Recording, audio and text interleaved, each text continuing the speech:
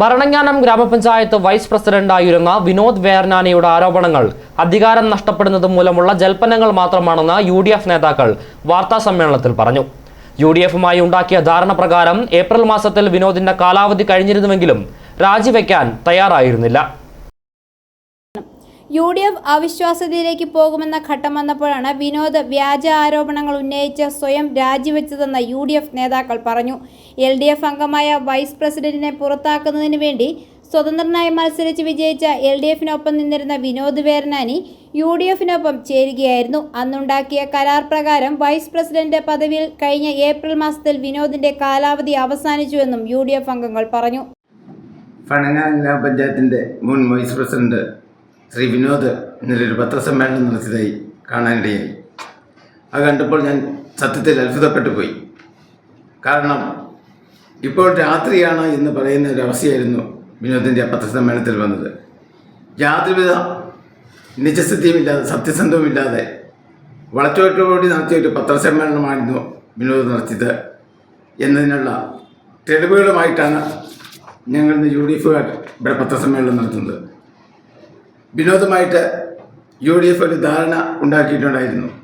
ആ ധാരണ അനുസരിച്ച് 2 മാസം മുമ്പ് വിനോദ് പഞ്ചായത്തിൻ്റെ വൈസ് പ്രസിഡന്റ് സ്ഥാനം രാജിവെക്കേണ്ട ആളായിരുന്നു. പല കാരണങ്ങൾ പറഞ്ഞുകൊണ്ടും പാർലമെൻറ്റ് തെരഞ്ഞെടുപ്പ് വന്നതുകൊണ്ടും പുള്ളിയുടെ പുള്ളി തന്നെ മുന്നോട്ട് നീക്കിക്കൊണ്ട് പോവുകയായിരുന്നു. പുള്ളി രാജിവെക്കാത്ത സാഹചര്യത്തിൽ രേഖാമൂലം UDF പുള്ളിയോട് രാജിവെക്കണമെന്ന് ആവശ്യപ്പെടുകയും അതനുസരിച്ച് പുള്ളി രാജിവെക്കാതെ പല അടവ് നയങ്ങളും നോക്കിയെങ്കിലും സാധിക്കാതെ വന്നപ്പോൾ UDF അവിശ്വാസത്തിലുള്ള നീക്കമായി മുന്നോട്ട് പോയപ്പോഴാണ് അദ്ദേഹം ഇന്നലെ രാജിക്ക് ഒരുങ്ങിയത്. സ്ഥാനം രാജിവെക്കാൻ UDF രേഖാമൂലം ആവശ്യപ്പെട്ടപ്പോൾ ഓരോ കാരണങ്ങൾ പറഞ്ഞ് നീട്ടിക്കൊണ്ടു പോവുകയായിരുന്നു. UDF അവിശ്വാസത്തിന് തയ്യാറായപ്പോൾ ഗത്യന്തരമില്ലാതെ വിനോദ് രാജിവെച്ചതായും UDF നേതാക്കൾ വാർത്താ സമ്മേളനത്തിൽ അറിയിച്ചു. ഇതിന്റെ യാഥാർത്ഥ്യങ്ങളൊക്കെ നിങ്ങൾക്കറിയാം. ഇന്നലെ ഒരു പത്രസമ്മേളനം കണ്ടു.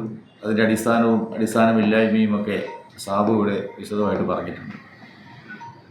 പാറമടയിലെ ലോബിയിൽ UDF LDF ഒക്കെ കൈകോർക്കുന്നതിൽ മനം നൊന്ത് രാജിവെച്ചു എന്നാണ് പറഞ്ഞത്. അപ്പോൾ ആ മനം നൊന്താണ് രാജിവെച്ചതെങ്കിൽ ഈ കരാർ തെളിവായി കാണിക്കുകയാണ്. ഇത് നിങ്ങൾക്ക് തരികയാണ്. 2022 മാർച്ച് മാസം 18-ാം തീയതി UDFിൻ്റെ കൺവീനറായ റിജോ ജോർജ് ഒലിപ്പഴിക്കൽ കേരള കോൺഗ്രസിൻ്റെ മണ്ഡലം പ്രസിഡന്റാണ്. ഞാൻ കോൺഗ്രസിൻ്റെ അന്നത്തെ മണ്ഡലം പ്രസിഡന്റാണ്.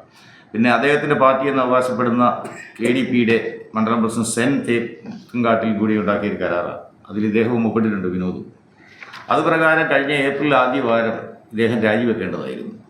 അപ്പോൾ സാബു സൂചിപ്പിച്ചു, രാജിവെക്കാതെ ഞങ്ങൾ അതിനകത്ത് ഈ പാർലമെൻറ്റ് തിരഞ്ഞെടുപ്പ് നടക്കുമ്പോൾ ഇപ്പോൾ UDFിൻ്റെ ഭാഗമാണോ LDFിൻ്റെ ഭാഗമാണോ BJPയുടെ ഭാഗമാണോ എന്നൊന്നും അറിയില്ല.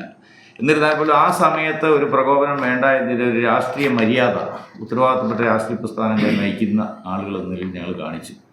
അതിനുശേഷം 5-ാം തീയതി ഈ കഴിഞ്ഞ മാസം 5-ാം തീയതി അദ്ദേഹത്തോട് രാജിവെക്കണമെന്നും 31-ാം തീയതി മുമ്പായിട്ട് രാജിവെക്കണമെന്നും പറഞ്ഞ് ഞങ്ങൾ 5-ാം തീയതി ലെറ്റർ കൊടുത്തു. ആ ലെറ്ററിൽ നീട്ടി കൊണ്ടുപോയി.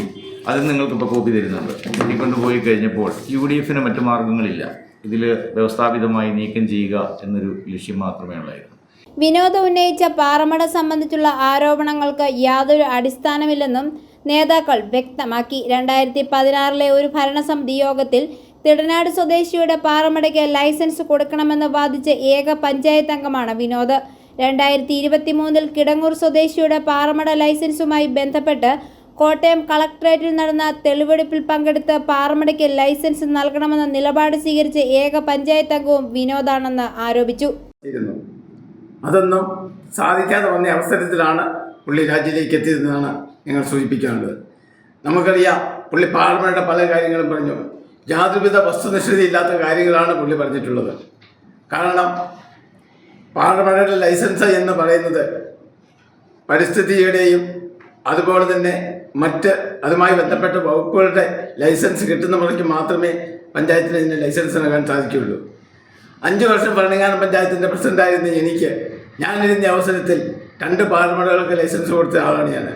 അതിന് മുഴുവനായിട്ടുള്ള രേഖകളും വന്നു കഴിയുമ്പോൾ പഞ്ചായത്തിന് ലൈസൻസ് കൊടുക്കുക എന്ന് മാത്രമുള്ള ഒരു ചുമതല മാത്രമേ ഉള്ളൂ.